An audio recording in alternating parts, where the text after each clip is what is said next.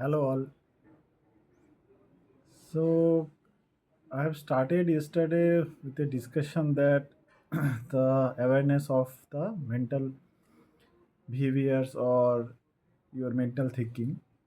So if I go slightly deeper today, थोड़ा अंदर जाते हुए उसके बारे में बात करेंगे. But before I start this, and I would like to thank David D. Burns because his book has given me a lot of knowledge on these topics. Because I think everyone should read, but I know that people don't get time.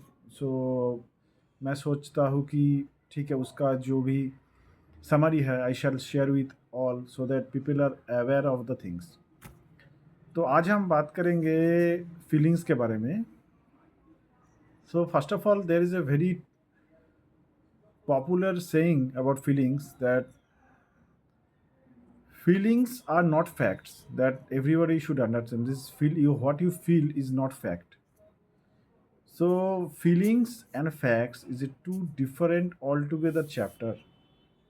You cannot mix these two things, feelings and facts. So if you are mixing the feelings with your facts, then you are in trouble. So मैं example देता हूँ आपको. जैसे पकड़ लीजिए आपने कोई event देखा. अभी हमारे साथ बहुत सारे इवेंट चलता रहता है. अब पॉजिटिव नेगेटिव कुछ भी इवेंट आपने आपको पता नहीं कि क्या पॉजिटिव है नेगेटिव है, कुछ पता नहीं है. आपने एक इवेंट देखा एंड देन आपने क्या किया, उस इवेंट को आपका दिमाग में बैठा लिया एंड वो जो इवेंट का है उसके बारे में खुद का मन में एक विचार बनाना चालू कर दिया एंड उस विचार से आपका एक फीलिंग आना चालू हो गया. So actually you are more concentrated on the feelings. आप फीलिंग्स के ऊपर ज़्यादा कंसंट्रेट कर रहे हो. मतलब आप जो इवेंट था उसके बारे में आप सोच नहीं रहे हो. Your what you feel from the event that you are prioritising. और वो फीलिंग से आपका क्या हो रहा है, आपके अंदर में अपने आप एक साइकिल बनते जा रहा है कि आप नेगेटिव थॉट्स आपका जनरेट होते जा रहा है कुछ इवेंट के बारे में. एंड तो आप इवेंट को भूल ही जा रहे हो. You just pick up something from that event and you are just in a cycle. You are आपके दिमाग में वो चलता रहा है. सो आप उसके साथ आपका फीलिंग्स आ जाता है एंड वो फीलिंग्स आपका तो फैक्ट बन जाता है. एंड जब आपका फीलिंग्स आपका फैक्ट बन जाता है then you are in trouble. तो ये एक एक्चुअली ये थिंकिंग एरर्स है. ये हमारे सबके साथ होता है. हमारे सबकी ज़िंदगी में कहीं ना कहीं कभी ना कहीं ये होता ही है. उस इवेंट के बारे में देख के फिर हम लोग अपने दिमाग में उसको अपने तरफ से सोचते सोचते उसको फैक्ट बना लेते हैं and we are in we feel either anxious और डिप्रेस्ड और मे बी डाउन और समथिंग एल्स. सो आज हम बात करेंगे. There are numerous number multiple number of thinking errors are there, but David D Burn ने जो बोला है उनका बुक में, वो बहुत पहले उन्होंने बुक लिखा था अराउंड 1980s. सो उन्होंने बोला है कि there are actually 10 number of distortions और 10 number of errors in our life that normal people everybody feels. And वो उससे उनका क्वालिटी ऑफ लाइफ हैम्पर होता है. तो वो मैं एक एक करके हर दिन बताऊंगा. तो पहला जो था that was all or nothing thinking. All or nothing, इसका मतलब क्या है? आप कोई चीज़ को एक्सट्रीम की तरह सोचते हो. मतलब ब्लैक और white, you do not consider is in grey colour. मतलब आप किसी चीज़ को आइदर एक्सट्रीम गुड और एक्सट्रीम बैड सोचते हो किसी इवेंट को. जैसे मैं आपको एग्जांपल देता हूँ. कोई एग्ज़ाम पे किसी ने सपोज वो सारे सब्जेक्ट में अच्छा किया और एक सब्जेक्ट में उन्होंने ख़राब किया. तो क्या होगा, वो फिर वो जो सब्जेक्ट ख़राब किया he will not think about the positive और he had got the good marks in other subjects, and he will consider that poor performance of that particular subject, and he will think in an extreme condition that he is a failure or he is a loser. So he is not picking the good or positive things, and he is just picking the extreme bad conditions and thinking to the extreme. ऐसा सारे ऐसा case there are multiple examples ऐसा है जो जब हम लोग एक छोटा-सा चीज़ को लेके उसके बारे में आइदर बहुत एक्सट्रीम सोचते हैं, बहुत एक्सट्रीम नेगेटिव सोचते हैं और उसके बारे में नेगेटिव सोचते-सोचते हम लोग एंग्ज़ियस हो जाते हैं।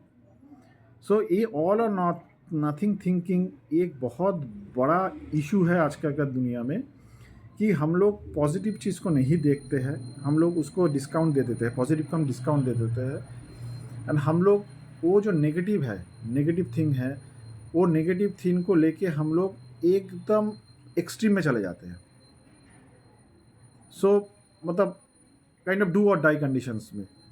सो आप उसके बीच में भी कुछ हो सकता है, मतलब you are not failure, you have to think of your past. आपने अच्छा किया है कुछ चीज़ में, तो एक चीज़ को पकड़ के लेके आप जो सोच रहे हो कि I am a complete loser, so that has to be stop. और ये मुझे पता है ऐसा फीलिंग काफ़ी लोगों को, सबको हुआ है कहीं ना कहीं, कभी ना कहीं। मे बी उनको पता ही नहीं कि ये एक थिंकिंग एरर है। So my intention or my point is that people should know that this is thinking error and it's very easy to challenge. I will tell you the solution. So whenever you feel that, you just come write it down. आप लिख लो कि आपका जो thoughts आ रहा है, that's your distortion or the your जो distortion thought आ रहा है या फिर जो नेगेटिव थॉट्स आ रहा है या फिर जो इनकरेक्ट थॉट है उसको आप लिख लो। And you parallelly in this other column you write that what is the positive thing or what is the rational points on this। मतलब आप अगर सोचते हो कि मैंने ऐसा किया, एक चीज़ के वजह से मेरा बहुत एक्सट्रीम हम नेगेटिव थिंकिंग आ रहा है, so you right whenever you have done the same thing but you have not failed it, they are in past actually, so you write that thing and you will feel that वो लिखने के वजह से आपका जो rational response है, rational response आपको help करेगा उस मोमेंट में आपको उस पर्टिकुलर जो आपका सिचुएशन उससे बाहर आने के लिए। So whenever you feel this you write, because David Deemer इसको बोलते हैं 3 कॉलम टेक्निक, इन्होंने नाम दिया था कि एक में आप आपका डिस्टॉर्शन लिखो, आपने क्या नेगेटिव सोचा है, एक पे type of distortion, like in this case I am talking about is all or nothing, so this distortion will be all or nothing and you write the rational thinking और rational response. मतलब ये rational में मतलब ये चीज़ is not the I mean think कि आपका पूरा ज़िंदगी भर चलता है, everything is a flowing conditions. सो इस बारे में आपको सबको सोचना चाहिए एवं अभी कभी भी ऐसा आपका प्रॉब्लम हो रहा है तो you should write immediately, because आप लिखने के वजह से आपका दिमाग में काफ़ी चीज़ बाहर आ जाता है। एंड आई वुड रिक्वेस्ट कि आप तुरंत तभी लिखो, आप बाद में लिखोगे तो you will forget about the things. अब तुरंत वो लिखो एंड उसके साथ आप रैशनल रिस्पॉन्स लिखो कि भाई ये चीज़ कुछ भी नहीं है, ये हमारे साथ पहले भी हुआ है ना, we have corrected it. And ऐसा नहीं कि एक इवेंट के वजह से I am a complete loser और आई एम ए फेलियर, ऐसा नहीं है, ऐसा नहीं होता है। So I think this will help you guys to understand.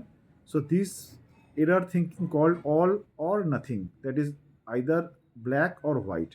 So we will try to be in the gray color also, that in between there, or I mean black or white, there is a color, there are colors. So you cannot be a complete loser or complete failure. So try to identify your thoughts.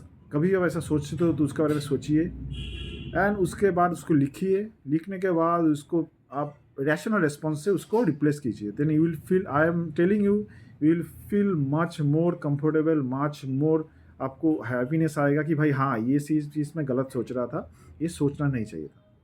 तो thank you guys. मैं इसके बाद next video में और भी distortion और भी negative thinking के बारे में बताऊँगा। ये मेरा पहला था all or nothing, I have discuss this and I hope you it will help you। आपका कुछ क्वेश्चन है, you can give me feedback, you can write your comments in my sections and I will try to answer whatever I have the little knowledge, I will try to help you। Thank you guys, have a good day।